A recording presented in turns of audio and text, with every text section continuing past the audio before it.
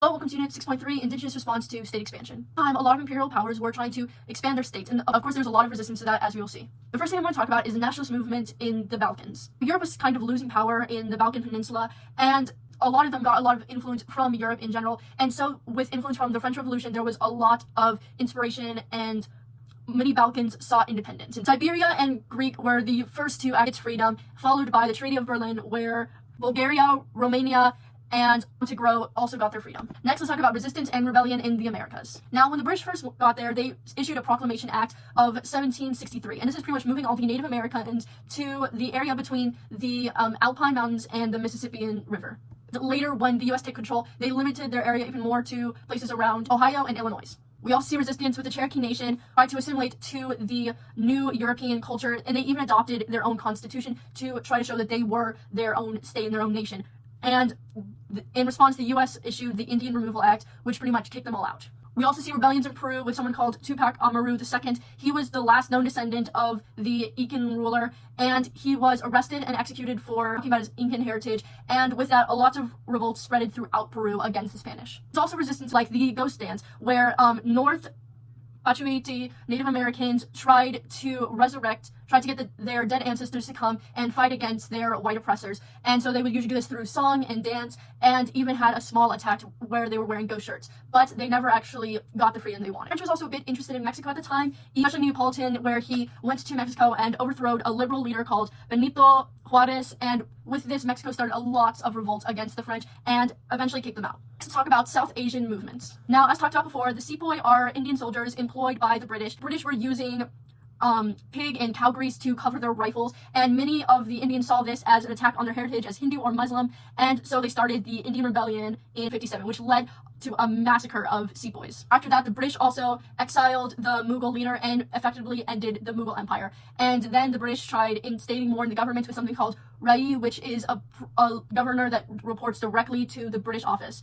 And British educated Indians tried stepping up and creating an Indian National Congress. Next, let's talk about Southeast Asian resistance. Where in French control, a educated Philippine called Jose Rizal tried to form a Liga Filipina, or pretty much a League of Philippines, where he tried to create a series of reform movements, but he ultimately got executed. This led to a lot of revolts that led into the Philippine Revolt. Meanwhile, the Americas were having a Spanish-American war, and the Philippines thought that since America won, they would then help them be free of these oppressors, since America was all about democracy. But instead, they actually just created the Treaty of Paris, where they transferred the power from Spain to the U.S., and so U.S. now controlled the Philippines. And then there was a whole Philippine and American war, which America won. Let's talk about East Asian resistance. There was only really one rebellion that we're going to talk about that directly resisted European power, and this was the Boxer Rebellion. Now, the Boxer Rebellion is when Chinese called Boxer Chinese went against Christian Chinese and Western influences, and they most of the time were able to push them out of China. Next, we'll talk about resistance in Australia and New Zealand.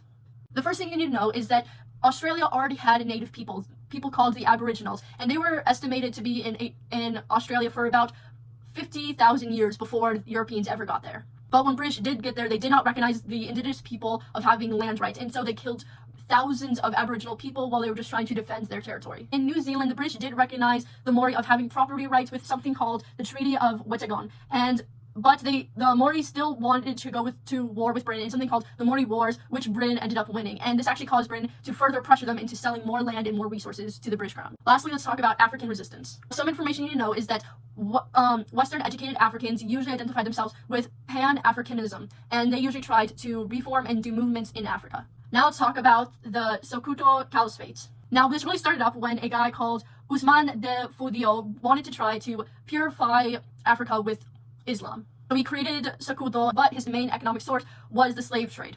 Next, let's talk about South Africa.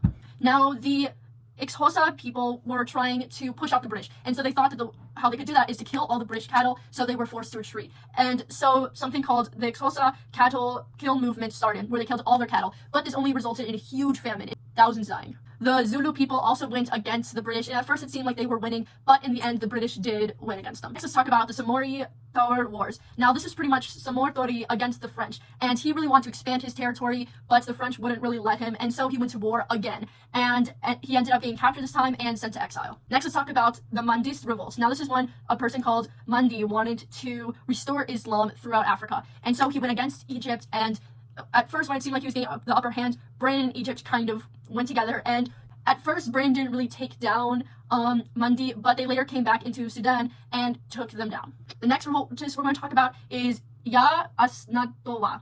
Now, Ya was in charge of the Astante Empire, and they went to 5 separate wars against the British. The first 4 they succeeded in, and in the last war, which is called the War of Golden Stool, because Britain was trying to take part of the Golden Coast, one final time Ya went against the British, and this led to the rebellion. But sadly, she lost this war, and it was one of the last wars led by a woman.